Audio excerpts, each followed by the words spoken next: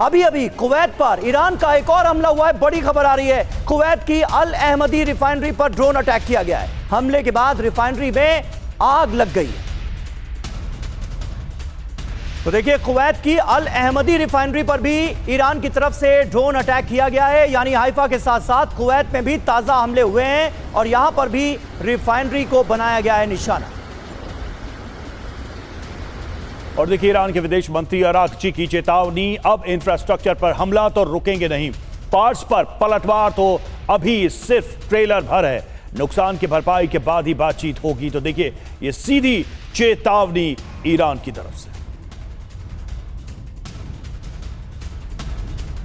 तो देखिए, ईरान का रुख अभी भी आक्रामक नजर आ रहा है पार्ट्स पर हमले के बाद। अरब में तेल गैस पर हमले से अमेरिका तक हाहाकार मचा हुआ है। 24 घंटे में दूसरी बार एनर्जी सेंटर अटैक पर डोनाल्ड ट्रंप का बयान आया है। नेतन्याहू ने आगे हमले नहीं करने का भरोसा दिया है। डोनाल्ड ट्रंप कह रहे हैं, ट्रंप ने कहा नेतन्याहू को तेल गैस पर हमले से मैंने रोका है।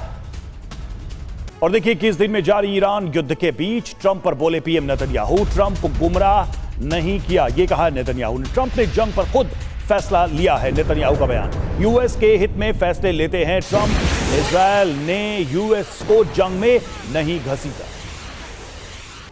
उन्होंने मुझे समझाया, मैंने उन्हें नहीं समझाया, ये कह रहे हैं बेंजामिन नेतन्याहू। क्योंकि बार बार ये बात कही जा रही थी कि इजरायल के दबाव की वजह से ही अमेरिका ने ईरान पर हमला कर दिया। उसका जवाब दिया है नेतन्याहू ने। जंग का नया चैप्टर, तेल गैस पर टक्कर। जी हां, सीधे तौर पर अब ये लड़ाई, ये जंग एनर्जी वॉर में तब्दील होती हुई नजर आ रही है। ट्रंप देखिए उनका रुख क्या है, तेल गैस स्टेशन पर हमले से मैंने नेतन्याहू को रोका। नेतन्याहू कह रहे हैं कि ट्रंप की ओर से फैसलों पर किसी तरह का दबाव नहीं डाला गया है। यानी इजराइल की तरफ से इस जंग का दबाव ट्रंप पर मैंने नहीं डाला, ये उन्होंने कहा है। नेतन्याहू ने ऐसे हमले नहीं करने का भरोसा दिया है। मतलब अब एनर्जी इंफ्रास्ट्रक्चर को ईरान के अंदर टारगेट नहीं किया जाएगा, ये नेतन्याहू ने भरोसा दिया है। किसको? ट्रंप को।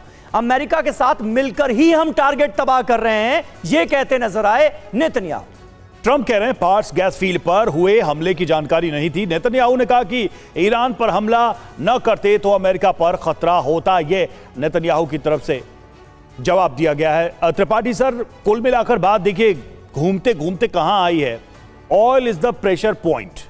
अब ये चाहे इस वॉर में खुद को सीमित करके लड़ने की बात हो इजराइल की तरफ से, या फिर ईरान की तरफ से इस ऑयल रीजन को कंट्रोल करना, खासकर हॉर्मुज हो, और साथ ही इजराइल के इंफ्रास्ट्रक्चर को नुकसान पहुंचाना, घुमा फिरा के बात वही आ रही है कि इस जंग के बैकग्राउंड में वही तेल का खेल है। जी बिल्कुल, देखिए आप 100% सही कर रहे हैं। ये जंग की शुरुआत ही तेल की वजह से हुई थी। भले ही ट्रंप ने उसमें बहाने बनाए, उन्होंने अपना गोल पोस्ट बताया कि नहीं रिजीम चेंज करेंगे, फिर कहा कि नहीं आपको न्यूक्लियर पावर नहीं बनने देना है, फिर और गोल पोस्ट चेंज करके बोले कि नहीं आपको मिसाइल पावर नहीं बनने देना है। तो बात घूम फिर के आप सही कह रहे हैं कि तेल पर ही है। और अब जब ईरान रेजिस्ट कर रहा है तो अब इंफ्रास्ट्रक्चर पे, तेल की रिफाइनरी पे, तेल की फील्ड्स पे हमला हो रहा है। और ये बात सरासर गलत है ट्रंप की कि मैंने रोका था। इजराइल के भी कुछ ऑफिशियल्स ने और पेंटागन के भी ऑफिशियल्स ने, 3 ऑफिशियल्स ने बताया कि ट्रंप की जानकारी में थी ये बात कि इजराइल हमला करने जा रहा है साउथ पार्ट्स पे। अब भले ही ट्रंप ये कह रहे हैं, और ये बात भी सही है कि इस युद्ध में अमेरिका को सीधे सीधे इजराइल ने ही घसीटा है। क्योंकि आपको याद होगा शुरू में ही नहीं, क्योंकि सर मेरा सवाल दरअसल ये था कि ईरान खत्म हो जाए, ईरान की सत्ता चली जाए, ईरान के लोग मर जाएं, कोई दिक्कत नहीं, ये तेल बच जाना चाहिए।